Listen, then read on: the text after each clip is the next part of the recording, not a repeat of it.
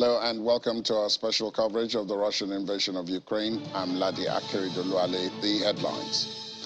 Oil prices rise as OPEC Plus agrees deep cuts in production.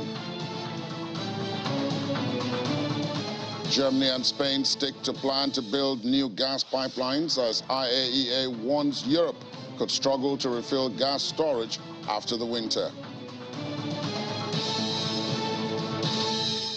And Russian-speaking hackers knock U.S. state government websites offline.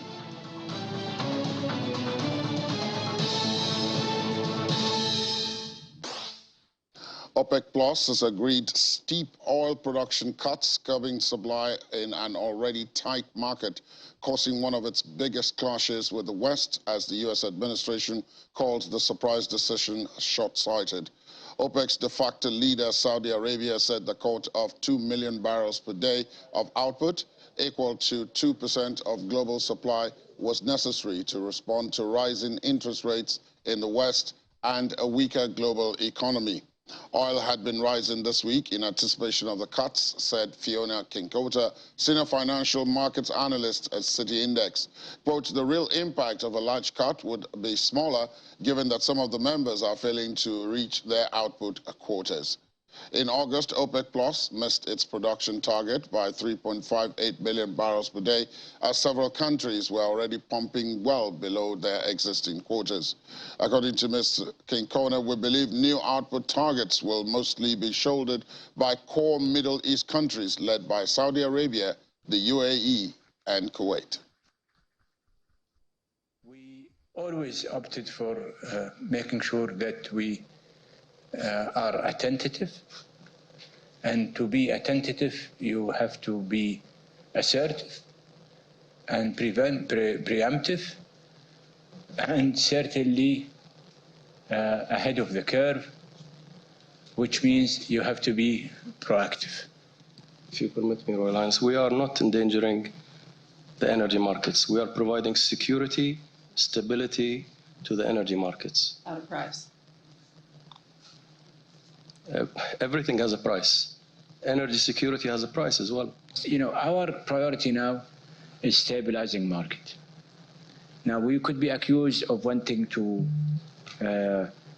influence market in a negative way. That's everybody's prerogative. You and others will see how we conduct ourselves in the months to come. The most pivotal and more important thing for all of us in this table and others who have a huge amount of hydrocarbon resources is to make sure that we have a stable, sustainable, stable market that will not inhibit investment, that will not inhibit growth of demand, and we have to act in a way, in a responsible way, to assure people that we are still remaining a responsible producers, that the world can rely on us. Meanwhile, U.S. Secretary of State Antony Blinken says that Washington has made clear to oil-producing countries the need for energy supply to meet demand after OPEC Plus agreed to its deepest cuts to oil production in years.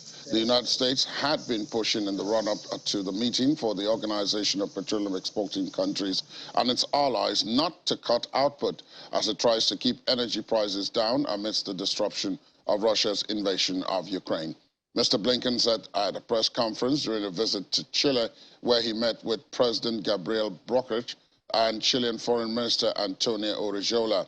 Asked if he was disappointed that U.S. ally and OPEC member Saudi Arabia, Mr. Blinken said Washington has a, quote, multiplicity of interests with regards to Saudi Arabia. When it comes to OPEC, we've made clear our views to OPEC members. We have a multiplicity of interests with regard to Saudi Arabia, and I think the President laid those out during his trip, and they include everything from regional relationships, including improving relations between Arab countries and Israel, Yemen, where we're working very closely with Saudi Arabia to try to continue the truce, and a number of other issues, and those were all reflected in the visit. But we are working every single day to make sure, to the best of our ability, that, again, energy supply from wherever is actually meeting demand in order to ensure that energy is on the market and that prices are kept low. We've called on the DPRK to refrain from further provocations and engage in a sustained and substantive dialogue. This is something that we've proposed going back many months.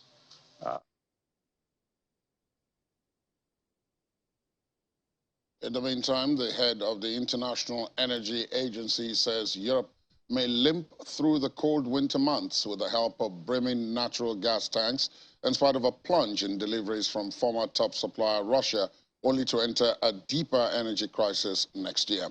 European countries have filled their storage tanks to around 90% of capacity after Russia cut gas supplies in response to Western sanctions imposed over its invasion of Ukraine.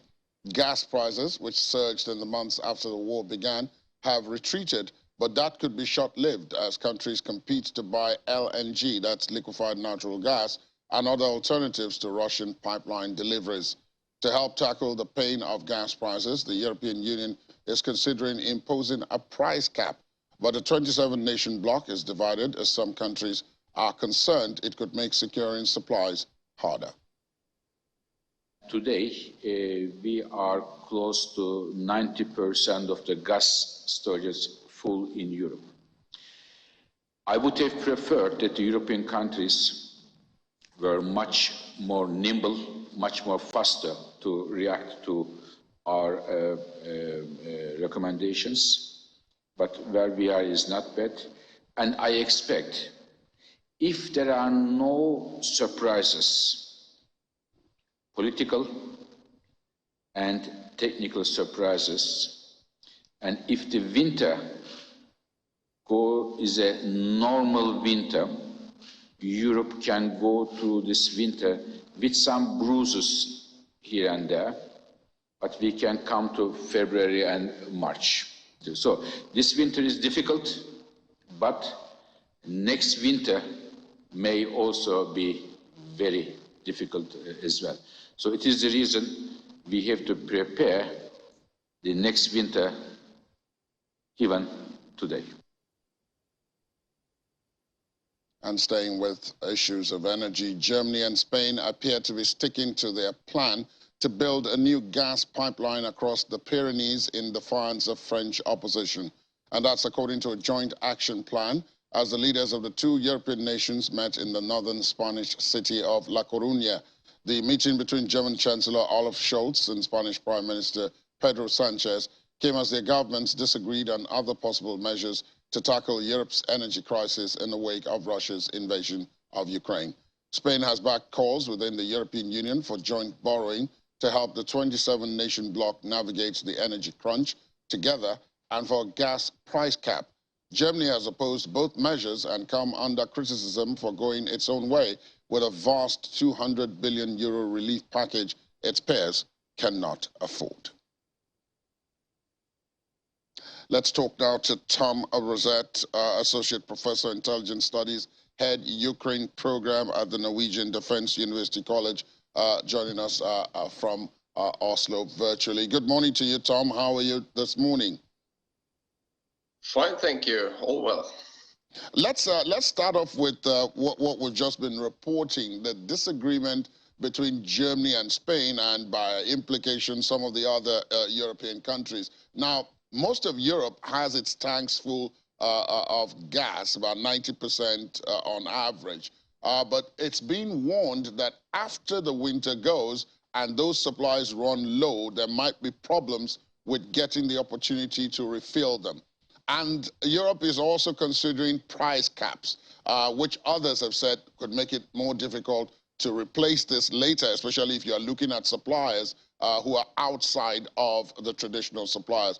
What do you make of this entire mix and the disagreement on this matter within the EU? Well, it's as you said, this winter is handleable. It's possible to use the storage gas. Well, it will still be a challenge, but it will be manageable this winter. Next winter, if you don't have enough gas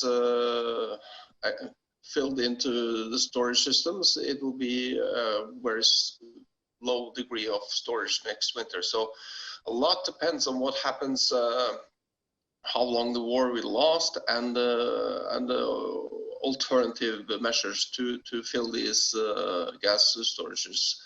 Currently, Norway is an important country that provides Europe. It is the main provider for Europe on the continent for gas. So if Norway can maintain its role, it will be very positive, and I think it will be that. But it's not sufficient. So other means, for example, LNG gas. Providing that from the US, Qatar, and other places will help. But yes, it is a dire situation next winter.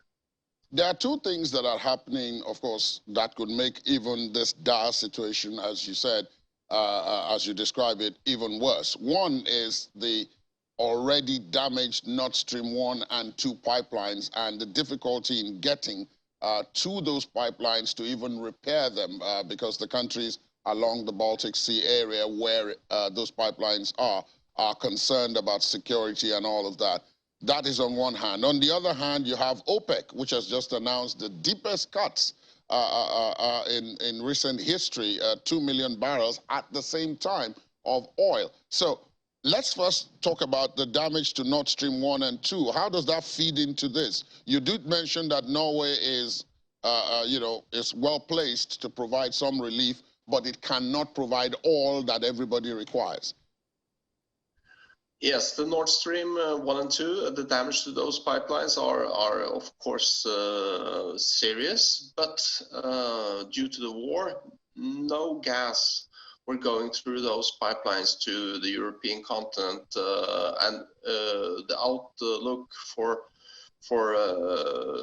the war and resolution on that issue didn't look that good. But now certainly that issue is impossible to solve, and to repair the pipes, it will take, it's not even assessed that it's possible. It might not be feasible at all to repair those.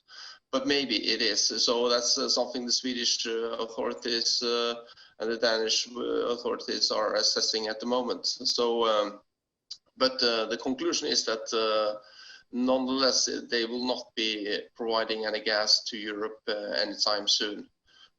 So Norway can relieve some, but it's 1/3 of the gas need for Europe. So the other 2/3 has to come from Algeria and the other alternative sources. That's not yet properly defined. Well, one of the sources you mentioned would probably be there will be some of the countries in Europe who are in fact looking to some of the OPEC members to provide some of this relief. Yet there is this deep production cut. In fact, even before the production cut, the market was already tight. Some of the OPEC countries, for various reasons, could not even meet up with the quotas. Where I am in Nigeria is one of such countries that couldn't even meet up with the quota. But now there have been even deeper cuts. So one wonders, this closes another window, doesn't it? It closes another window, and it's. I think the Russians play their hand well in OPEC as well, arguing probably for the. These actions. So yeah, it's a challenging situation, but it's so gas and oil will be more expensive. But I think Europe has the means to pay for it. So as long enough oil and gas are provided somehow, that's the main issue. The price is of less concern at the moment. Although I mean for everyday European, that's a challenging situation. All along, people have praised the fact that the Europeans have remained uncharacteristically united since this crisis began in February. There's been unprecedented solidarity, but do you see a situation where that is beginning to fray? Germany, which is the richest country on the continent, has announced its own package, even while other countries were saying, look, we need to stay together and deal with this as a bloc. Whatever relief we're going to provide is going to be or needs to be provided across the bloc, because not everybody is rich enough to avoid individual relief programs, and that in order to keep everybody in the tent, that is important. But as we've just been reporting, there's that disagreement between Germany and Spain. Spain is one of the countries that wants that to happen, but Germany has already announced a relief package for its own citizens. Do you see a situation where there can be some? I know Norway is another country that's quite rich enough to do the same. Very soon, do you see a situation where each country just goes ahead, and that may not be, you know, completely good for the unity that has been witnessed? Yes, there are two points to that. One is, as you mentioned, the challenge between countries, that some countries are not able to support their population with relief actions like Germany, like Norway, like some other countries, while others are not. And the other one is the increased energy prices within a country and increased tension within countries. And that's, I think, a challenge, maybe not this winter, but certainly a possibility next winter. And that's what also Putin is counting on. This is a war with economic means. Europe has sanctions against Russia. Russia has energy squeeze on Europe. So Putin counts on his means being more effective than the European ones, and we'll see who prevails. But it's definitely a challenge next winter for Europe when the gas deficit becomes potentially huge. One final question before we wrap this up, and this is about what is going on the battlefield. We've spent most of the time talking about the energy crisis, but on the battlefield, Ukraine announced overnight that it had entered Luhansk. It had entered Donetsk before, and now it's entered Luhansk, which is another of the 4 regions that Russia claims to have annexed just a couple of days ago. With this momentum that Ukraine is having on the battlefield, do you see a situation where there might be moves to either escalate this or to ratchet it down precisely because it seems as if the pain is now being spread?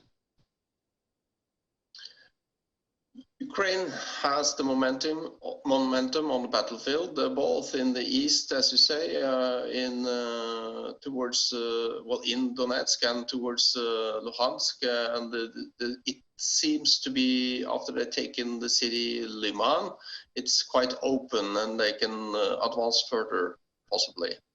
And in the south, you have Kherson Oblast or region, and there, the Ukrainians for the last 2 days have had quite a good momentum. So Russian military forces are on the defensive, trying to limit the Ukrainian offensive, but it seems difficult. And there's a momentum and a window of opportunity for Ukraine before Russia mobilize their forces and get a military effect out of those forces. It will take several months. And in that period, Russia will probably try to deter with nuclear tactical weapons, as they have had in a couple of instances. But I don't think that is a probable scenario that they will use such weapons. It will make them an outcast internationally. So I think Ukraine is on a good offensive, and will regain territory before winter, both in the east and in the south. The final question, of course, would be that given what we've discussed about the energy prices and the potential for that to cause disagreement in the EU, do you think that the EU will continue to support Ukraine as strongly as it has in the last 8 months or so, if the pain of energy difficulties spread to the populations and then we start seeing protests and political backlash against the allies in NATO and the US? Do you think the solidarity would continue? I think the solidarity will continue, but in a dire energy situation, long term, meaning next winter, that will be put to a serious test. I've seen polls in Germany, for example, where the support towards providing weapons to Ukraine is about 70%. So that's a strong support in a country that we expect to be more divided in an energy deficit situation. So the going into the winter, the support is strong, but then the coming winter will be a mild test. And the next winter certainly will be a tough test for Germany and for Europe as a whole. Indeed. Tom Rosette, Associate Professor, Intelligence Studies, Head, Ukraine Program, Norwegian Defense University College, joining us from Oslo in Norway. Thank you for your time this morning. Still to come on the program, EU ambassadors agree on new sanctions against Russia. Please join us again.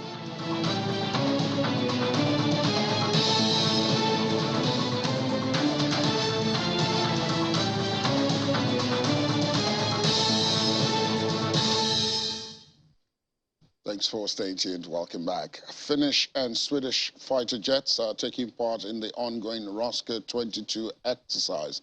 That's the Finnish Air Force's main exercise this year to maintain and develop the country's air defense readiness. All Finland's Air Force units are taking part in the air operations exercise, which started on Monday and is expected to continue until Saturday, October the 8th.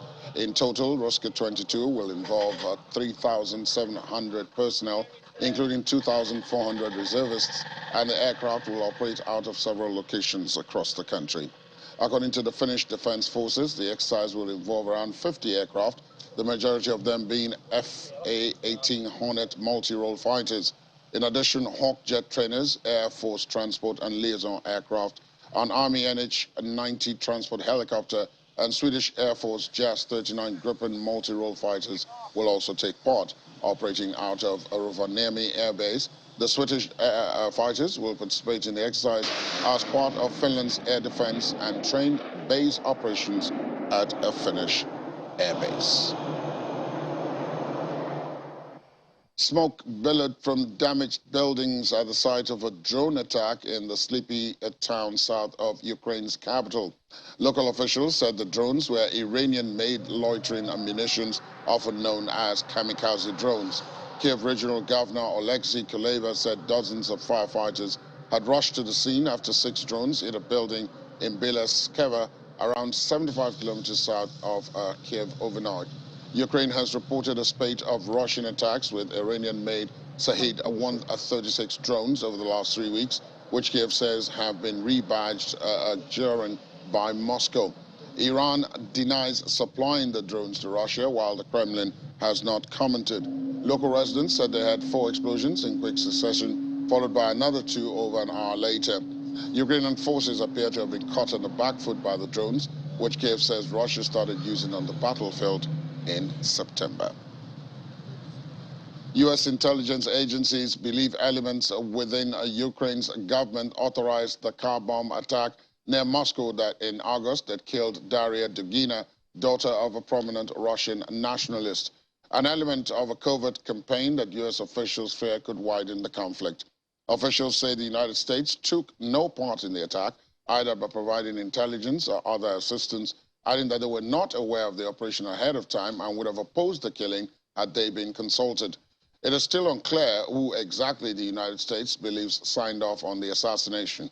It is also not clear whether the U.S. intelligence community believes that Ukrainian President Volodymyr Zelensky was aware of the plot or authorized it. But the intelligence finding, first reported by the New York Times, would seem to corroborate elements of the Russian authorities' findings that a car bombing was pre-planned. Russia had accused Ukrainian nationals of being responsible for the attack, which Ukraine had strongly denied in the aftermath of the explosion. Russian-speaking hackers have claimed responsibility for knocking offline state government websites in Colorado, Kentucky, and Mississippi, among other states. This is the latest example of politically motivated hacking following Russia's invasion of Ukraine. The Kentucky Board of Elections website, which posts information on how to register to vote, was also temporarily offline yesterday, but it was not immediately clear what caused that outage. The Board of Elections website is also managed by the Kentucky government, though the hackers did not specifically list the board as a target. The websites in Colorado, Kentucky, and Mississippi were sporadically available yesterday morning and afternoon as administrators appeared to try to bring them back online. Amidst the ongoing Russia-Ukraine war, Ukrainian armed forces have advanced into the Luhansk region. It is reportedly the first time that Ukrainian forces have advanced into the region since the beginning of the conflict between troops of Russia and Ukraine. Ukrainian troops' advances in the northeast region of the country come after Russian President Vladimir Putin announced the annexation of 4 Russian-occupied parts of Ukraine. The European Union is set to give its final approval for a new batch of sanctions against Russia over its war in Ukraine. The bloc's foreign policy chief, Joseph Borrell, said this, adding that the measures include more restrictions in trade with Russia in steel and tech products, and an oil price cap for Russian seaborne crude deliveries to third countries through European insurers. The sanctions will include more individuals involved in Moscow's ad hoc annexation votes in occupied eastern Ukraine and people involved in bypassing sanctions. The agreement is expected to be formalized on later on today if no EU country raises last-minute objections. With sanctions requiring unanimous backing of all the bloc's 27 members, the deal is more modest than Russian hawks had proposed. That group, which includes Poland and the Baltic states, had sought a complete ban on nuclear energy cooperation and diamond imports from Russia, as well as the blacklisting of the head of the Russian Orthodox Church, Patriarch Kirill, a Kremlin ally.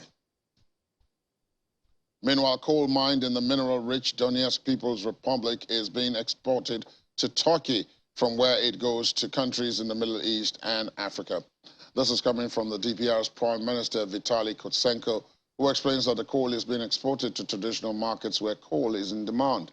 According to Mr. Kutsenko, the coal extracted in the region is of high quality and accordingly is in demand internationally. The mineral-rich DPR has the 4th largest coal field in Europe, with its extractable reserves estimated at over 10 billion tons. As of February, 115 coal mines were operating in Donbass, producing around 70 million tons of raw material per year.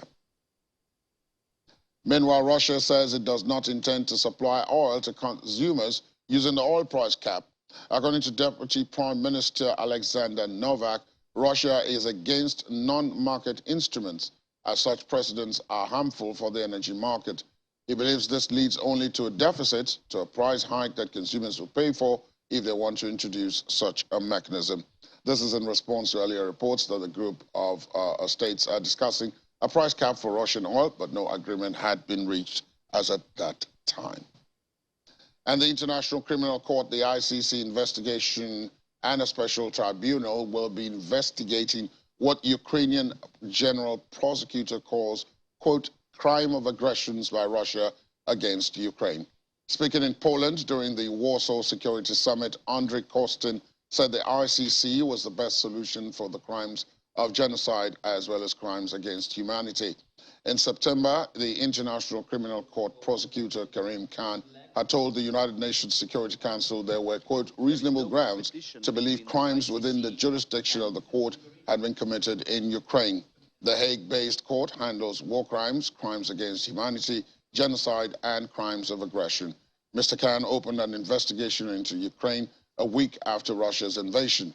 He said that the investigation priorities were intentionally targeting of civilian objects and the transfer of populations from Ukraine, including children.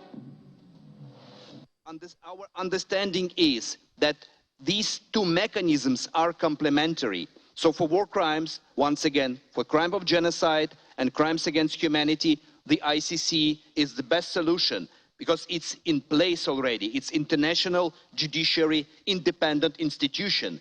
But for the crime of aggression, which was the mother and is the mother of all these war crimes, we need tribunal. There is no competition between the ICC and the special tribunal in which Putin and his team will be held.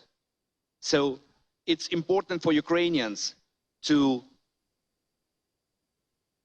feel, to know, and to be sure that Putin and his team will be accountable for what they did.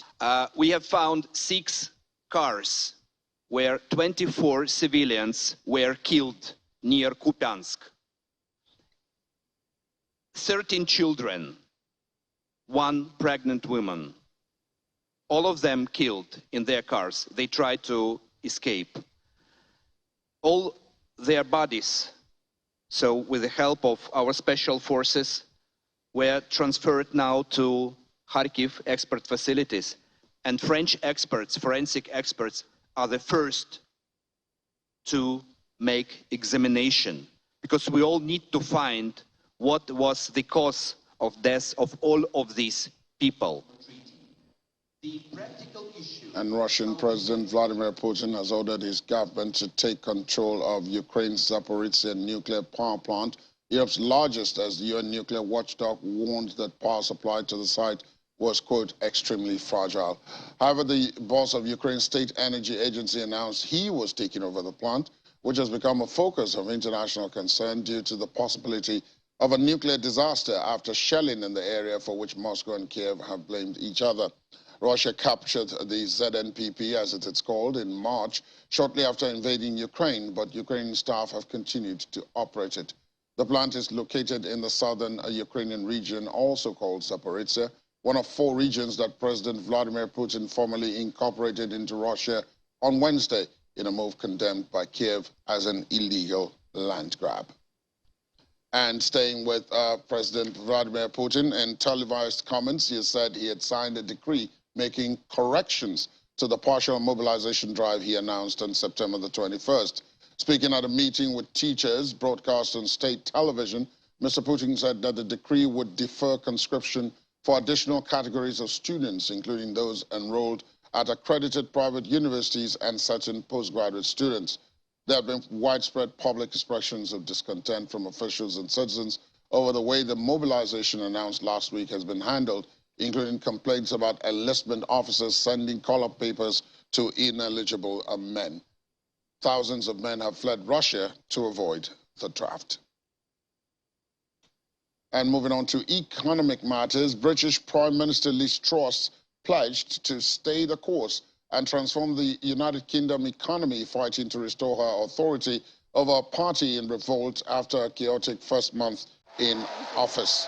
Addressing Conservative lawmakers and members at an annual conference in the English city of Birmingham, overshadowed by international bickering and policy confusion, Ms. Truss sought to reassure investors that her plan would reignite growth and unite a divided country. An early interruption from protesters asking who had voted for such radical change appeared to fire up the Prime Minister and the audience. The conference, once expected to be Ms. Truss' crowning glory after she became Prime Minister on September the 6th, has turned into a personal nightmare after she announced a new economic policy that sparked a crisis of confidence amongst investors. Her attempt to cut £45 billion of taxes and hike government borrowing sent the markets into a tailspin and left her party facing potential electoral collapse. My friends, we gather at a vital time for the United Kingdom. These are stormy days. Together, we've mourned the death of Queen Elizabeth II, the rock on which modern Britain was built. We're now in a new era under King Charles III. We're dealing with the global economic crisis caused by COVID and by Putin's appalling war in Ukraine. In these tough times, we need to step up. I'm determined to get Britain moving, to get us through the tempest, and to put us on a stronger footing as a nation. Friends, that is what conservatism is about. It's a belief in freedom, in fair play, and the great potential of the British people.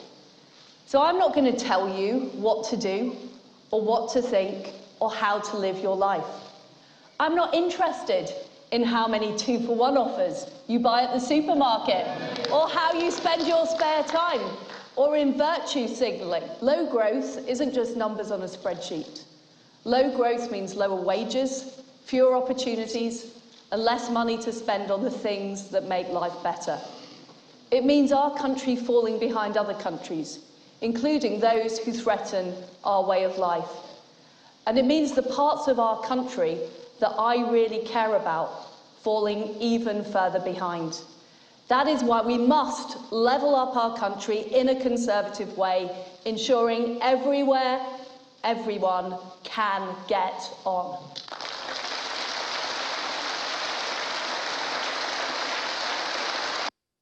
We'll be talking to Inijon Mekwa about that and the other stories that have come out of the world of business and this crisis. But before then, still to come on the program, the U.S. Navy deploys its latest and most advanced aircraft carrier for the first time.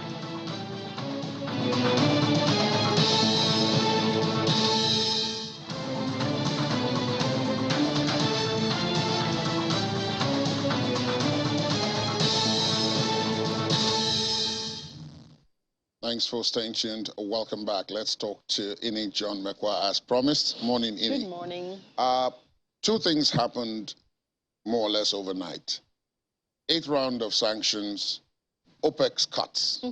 So let's take the 8th round of sanctions. Mining, minerals. Minerals, copper, metals, zinc, all those ones are coming under sanctions now.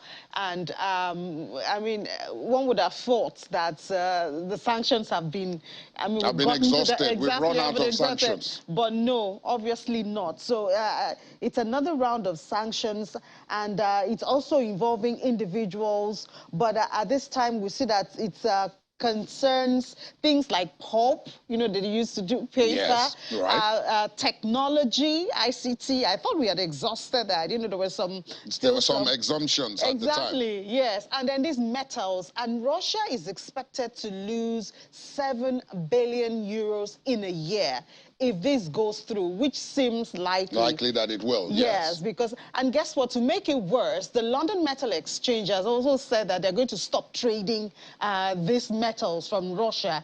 Already, the price of zinc and copper this morning has surged. Right. Because obviously that's going to remove a large chunk of the supply. Because I think it's Ruto, which is a Russian company, they supply about 5%. Just that company provides about 5% of global metals. So anytime you remove them from the market, that means it's tighter supply. And the prices, of course, will head for the skies. Already, even before they started that, it's already started going down. And, well, another sanction. Not very pleasant. Not very pleasant at all. Not very pleasant at all. And 7 billion euros from Russian revenue. It's a bit of a chunk. But don't be surprised. You might get somebody buying cheap metals. We have people buying... Yes, we have people buying cheap oil. So other people may already be looking at a situation where they could benefit from this as well. Exactly. But Turkey... You know, the Turkey, usual suspect. Yeah, Turkey they're in a dilemma as we speak. Yesterday we spoke about their economy. Right. Their inflation now is at 3.5%, one of the highest so far, apart from a country like Zimbabwe. Which of course had always been. Exactly. So Turkey is in a very tight position. So we know that Turkey's about 50% of Turkey's exports which has mostly machinery and transportation vehicles, goes to EU and the Western countries that are unfriendly to Russia, about 50%. Meanwhile, Turkey depends largely on oil and gas from Russia. So now, with this sanction, now the secondary sanctions are going to be even stricter. That means that Turkey might be caught in the middle of it. Yes, in the middle of those secondary sanctions. So how will they choose about 50% of their exports, which is still sustaining the economy minimally, you know, compared to where they get the gas for electricity, their oil for running of machineries and production? It's a tough one for Turkey at this time. A really tight rope. Very tight. And also, sorry, they also used to enjoy tourism. So we know that a lot of the Russians, they like to go to Turkey, yes. No, they used to go to US and EU, yes. Right. So because of this, because of all of the sanctions and the negatives, they started going to Turkey.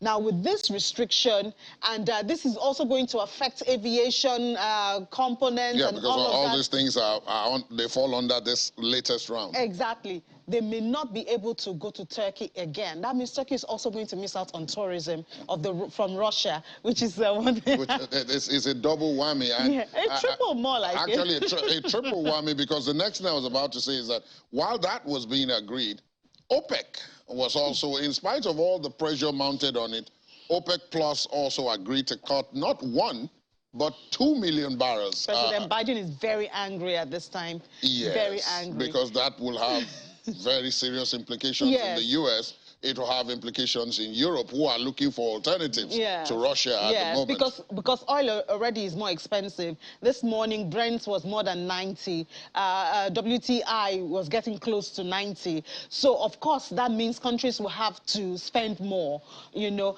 And from President Biden's perspective, this is a short-sighted decision that is being carried out by the enemies of the West in support of Russia.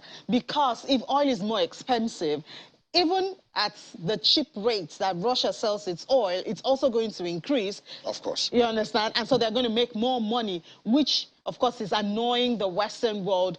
But Saudi Arabia, they're very vocal in this, and they're saying that, well, this is just a response. I mean, if you guys can hike rates, you understand, then we also have the right to hike our prices, because that's exactly what they want to do. They want to cut supply so that the price of oil can go up, and then the members of OPEC Plus can have higher revenue. Absolutely. Exactly. So that's what they say they're trying to do. We're just trying to protect our economy. But, I mean, President Biden is not saying, he's even threatening that he's going to go back to the storage, the U.S. storage. And go and flood the markets. But we do know that they're trying to fill up that storage now. Yeah, because they had already done some releases earlier. Exactly. A huge percentage then to quell prices. So, and at this point, they were supposed to be trying to fill that up. So, I don't know how. And of course, this President Biden's anger is also tied to the fact that this is very close to the midterm elections next month. And the Americans are particularly worried about energy prices. Yes. But how are the markets reacting to this? You already alluded to it. You talked about the fact that oil has already hit 90 this just in the last couple of hours. And WTI is close to 90. But generally, how are the markets reacting? Generally, the market is more of mixed. While the U.S. market recovered, Asia market is in the red. No, U.S. market recovered this morning, but yesterday it closed in the red.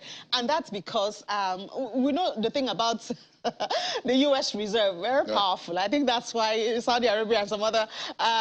We're very insistent on this. Let's do ours and see what's going on. It closed in the red yesterday, and U.S. Reserve had said that they will start tapering on the hiking of rates. But it seems they are seeing a U-turn now, you know, maybe because of the hike in oil prices and all that. They are now saying that it doesn't look like that they might still continue on that hawkish stance of increasing interest rates, which, of course, we know it firms the dollar. The dollar gained again yesterday. And when the dollar gains, every other thing just goes the opposite direction, to the annoyance of people who are trying to break the dominance of the dollar. You know. But do you think any of this is going to have impact on our own NGX here? Well, you know what? I asked that question in fear, but I have to ask.